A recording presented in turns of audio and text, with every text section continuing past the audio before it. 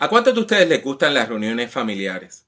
Ese tipo de reunión que se lleva a cabo en fechas como Navidad, Acción de Gracias, cuando hay algún cumpleaños, algún aniversario, y de repente todo el mundo está ahí. El Día de la Madre, el Día de los Padres, y tenemos toda nuestra familia extendida juntamente con nosotros. Yo les pediría que levantaran la mano y me dijeran cuántos disfrutan ese tipo de reunión. Y probablemente vería muchas manos en alto, y eso es muy bueno. Sin embargo, la primera pregunta me lleva a otra pregunta, y es, ¿a cuántas personas no les gustan este tipo de reuniones? ¿Cuántos de ustedes no levantarían sus manos? Le damos la bienvenida a Prediquemos, un podcast sobre la predicación, el liderazgo y la teología pastoral. Con ustedes, el Dr. Pablo A. Jiménez.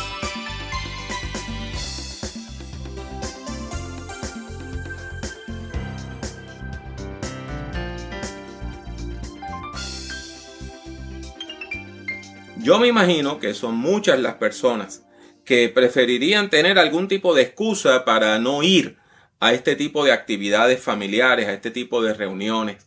O sea, a veces nos sentimos un poco incómodos y eso nos lleva aún a prometerle a nuestra familia que vamos a estar poco tiempo, que vamos a inventar una excusa, que vamos a decir que recibimos un mensaje del trabajo o algo así para no estar mucho tiempo, para irnos temprano y no estar todo el tiempo en la reunión. Y yo me imagino que son algunas de las personas que están escuchándome que han hecho algo así. Por lo menos algunos de ustedes sí lo han hecho. En algún momento yo creo que todo el mundo se ha tratado de zafar de una reunión familiar, de no ir a una reunión familiar. Y la pregunta que se impone es muy sencilla. ¿Por qué? La respuesta no es complicada. Y es que en este tipo de reuniones familiares, por más amor que tenga la familia, siempre vamos a encontrar conflictos. A veces el conflicto es leve, pero hay momentos donde los conflictos son sumamente severos. A veces tenemos simples desacuerdos los unos con los otros, pero hay familias donde hay guerras de poder.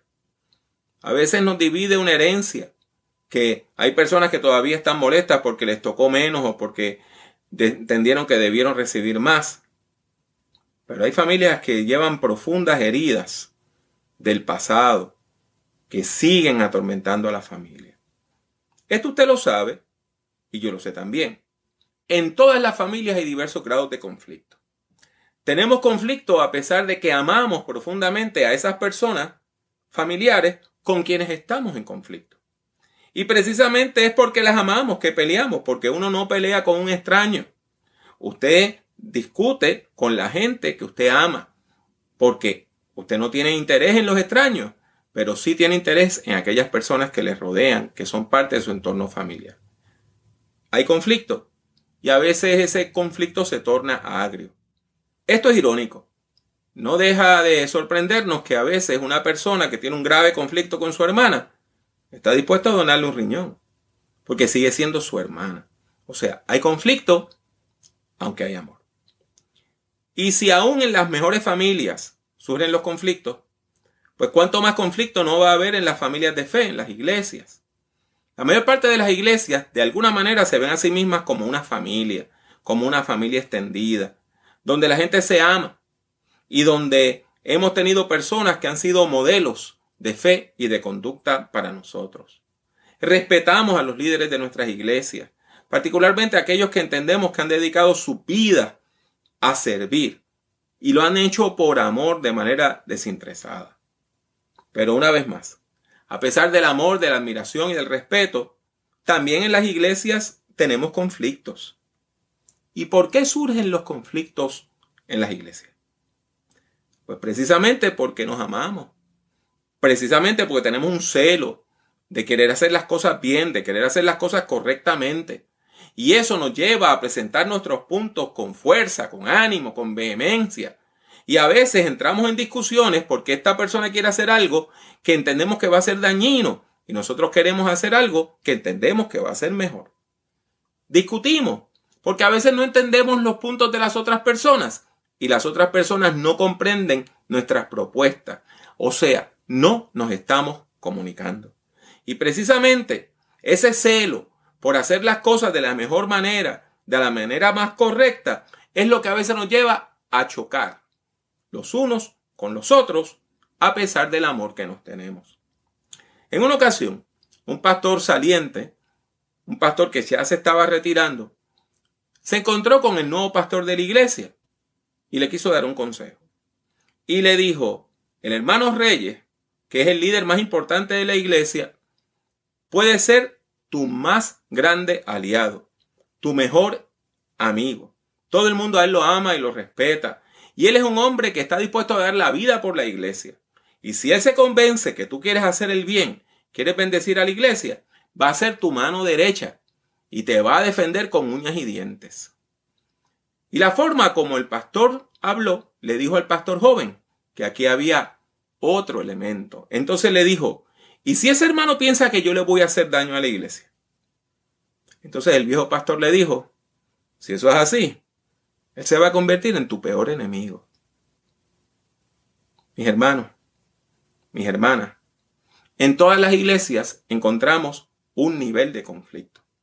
Cuando vamos a la Biblia, a la carta que escribió el apóstol Pablo a la iglesia en Filipos, o sea, la carta a los filipenses, de la cual hemos estado predicando, vemos que también hubo un nivel de conflicto. Hay un nivel de conflicto en ese texto.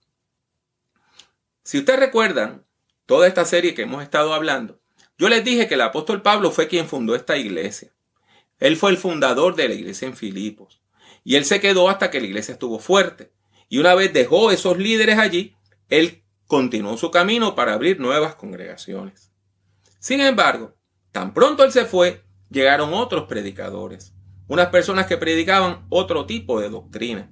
Y esas personas decían que no era suficiente la obra de Jesucristo para alcanzar salvación.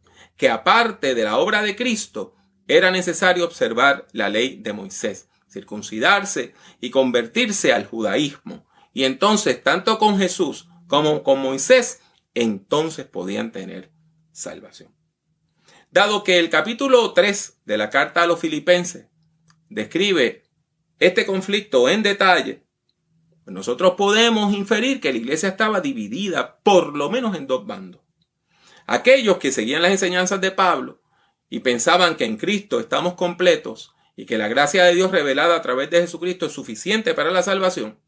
Pero la otra parte entendía que la obra de Cristo era insuficiente y que necesitaba ser suplementada por la conversión al judaísmo y la observancia de la ley de Moisés.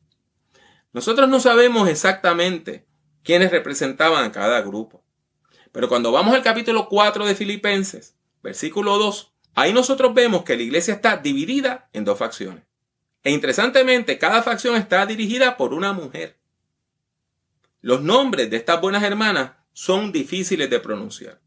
Una se llama Evodia y la otra se llama Síntique. De todos modos, el apóstol Pablo les habla directamente y les dice, ruego a Evodia y a Síntique que se pongan de acuerdo en el Señor. ¿Y por qué digo que les habla directamente? Recuerden lo que les dije desde el principio. Estas cartas se escribían para ser leídas en voz alta, porque la mayor parte de la gente era analfabeta, la mayor parte de la gente no sabía leer ni escribir. Así que cuando el apóstol Pablo o el resto de los líderes de la iglesia del primer siglo escribían una carta, pues toda la iglesia se reunía para escuchar cuando leían la carta. Imagínense usted entonces la sorpresa de estas dos hermanas cuando están leyendo la carta y de momento se les habla directamente. Se les habla directamente y se les dice, ustedes dos, hermana Evodia y hermana Síntique, únanse, pónganse de acuerdo, reconcíliense. Eso en medio de la lectura pública de esta epístola frente a toda la congregación. Y no solamente eso queda ahí, sino que el apóstol Pablo le habla a otra persona más, otro nombre difícil de pronunciar, Epafrodito. Nosotros encontramos, de acuerdo al Nuevo Testamento, que Epafrodito era parte del equipo misionero del apóstol Pablo, era uno de sus colaboradores. Y entonces él le escribe directamente, le habla directamente en su carta a Epafrodito y le dice, también a ti, mi compañero fiel, te ruego que ayudes a estas, hablando de Evodia y de Síntique, que lucharon conmigo en el Evangelio, junto con Clemente y mis otros colaboradores, cuyos nombres están en el libro de la vida. O sea, el apóstol le dice a Epafrodito, ayúdame a poder lograr la reconciliación de estas dos hermanas, de manera que ya la iglesia no esté dividida en dos facciones. ¿Cuál es la estrategia que el apóstol Pablo entonces utiliza para lidiar con el conflicto, con esta pelea que había en Filipos? Muy sencillo. Amor, gozo y paz. La gran enseñanza de este texto es que las personas maduras en la fe tienen gozo y tienen paz, y eso es lo que les permite superar las diferencias con los demás. ¿Y dónde podemos ver ese punto? Si usted va a los versículos 4 al 7 de Filipenses capítulo 4, escuchará que la Biblia dice lo siguiente: regocíjense en el Señor siempre. Y otra vez les digo, regocíjense. Que la gentileza de ustedes sea conocida de todos los hombres. El Señor está cerca. No se preocupen por nada. Que sus peticiones sean conocidas delante de Dios en toda oración y ruego, con acción de gracias. Y que la paz de Dios, que sobrepasa todo entendimiento, guarde sus corazones y sus pensamientos en Cristo Jesús. Qué hermoso ese texto, ¿verdad? Las reuniones de la iglesia que atraviesa conflicto son muy parecidas a las reuniones de la familia que también están experimentando conflicto. Son reuniones difíciles, son tensas. Y por eso es que a veces nosotros no queremos ir. Del mismo modo, hay personas que no quieren ir a una iglesia que está dividida. ¿Quién quiere llegar a una iglesia donde hay un grupo con la cara larga, mirando a los otros con ira, u otras personas que están a la defensiva, que cuando aún se dice una frase bonita como Dios te bendiga, se dice de manera violenta? ¿Quién quiere ir ahí? Donde impera el conflicto no hay gozo. Donde impera el conflicto no hay gentileza. Donde impera el conflicto no hay paz. Y por eso el apóstol nos dice que a pesar de las diferencias, tanto nuestras reuniones como nuestras interacciones deben estar matizadas por la alegría, por el gozo. Las reuniones de la iglesia deben ser fiestas de fe, fiestas alegres, donde nosotros tratemos a los otros con amor, tratemos a los demás con cariño y nosotros procuremos la paz de toda la iglesia, porque toda la iglesia viene a ser nuestra familia de fe. Por eso, el apóstol Pablo termina esta breve sección con un párrafo hermosísimo que tiene un vuelo poético tremendo. ¿Qué dice el texto? Por lo demás, hermanos, piensen en todo lo que es verdadero, en todo lo que es honesto, en todo lo justo, en todo lo puro, en todo lo amable, en todo lo que es digno de alabanza. Si hay en ello alguna virtud, si hay algo que admirar, piensen en ello. Lo que ustedes aprendieron y recibieron de mí, lo que de mí vieron y oyeron, pónganlo por obra.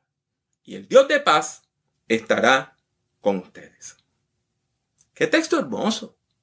El apóstol Pablo nos está llamando a pensar ¿en qué? En la verdad, en la honestidad, en la justicia, en la pureza, en la amabilidad, en lo que es digno de alabanza, en las virtudes. El apóstol Pablo nos está llamando a pensar en lo admirable, en aquello que usted puede admirar tanto de Dios como de los demás. Entonces, él se presenta a sí mismo como un ejemplo a seguir. Y esto podría parecer chocante. ¿Quién era Pablo para presentarse a sí mismo como un modelo de fe?